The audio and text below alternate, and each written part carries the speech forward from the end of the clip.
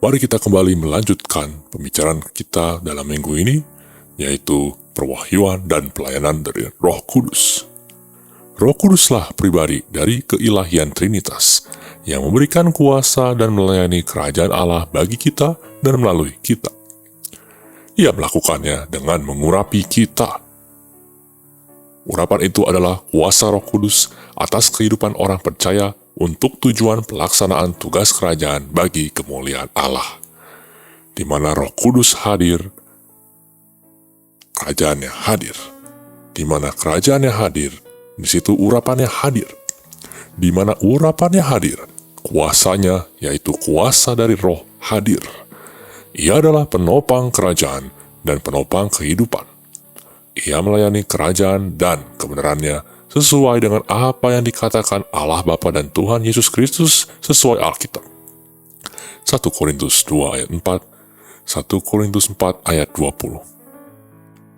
Kehadiran Roh Kudus dibuktikan di sepanjang Alkitab, dari kitab Kejadian hingga kitab terakhir Wahyu.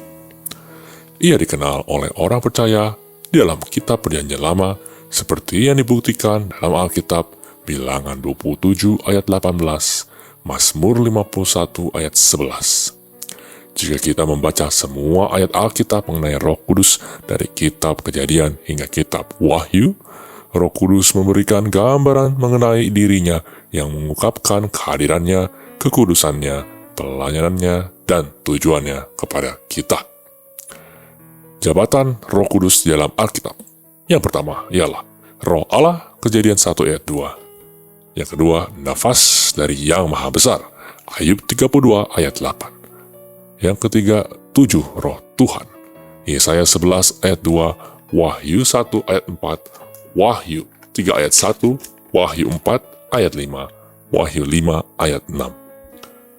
Yang keempat, Roh Tuhan Allah, Yesaya 61 ayat 1-4. Yang kelima, Roh Anugerah dan Permohonan, Zakaria 12 ayat 10.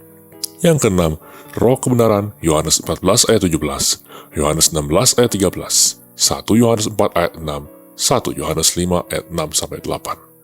Yang ketujuh, Penolong, Pelindung, Yohanes 14 ayat 26. Yang kedelapan, Roh Kekudusan, Roma 1 ayat 4. Yang kesembilan, Roh Kebebasan, 2 Korintus 3 ayat 17 dan 18. Yang kesepuluh, Roh dari Anaknya, Galatia 4 ayat 6. Yang ke-11, Roh Kristus, 1 Petrus 1 ayat 11-12. Yang ke-12, Roh Kemuliaan dan Roh dari Allah, 1 Petrus 4 ayat 14. Yang ke-13, Roh Kenabian, 2 Petrus 1 ayat 21, Wahyu 19 ayat 10. Dan yang terakhir adalah terang, Yohanes 1 ayat 9. Jabatan-jabatan ini memberikan kesaksian dari kekudusannya, kuasanya, tujuan, dan keagungannya.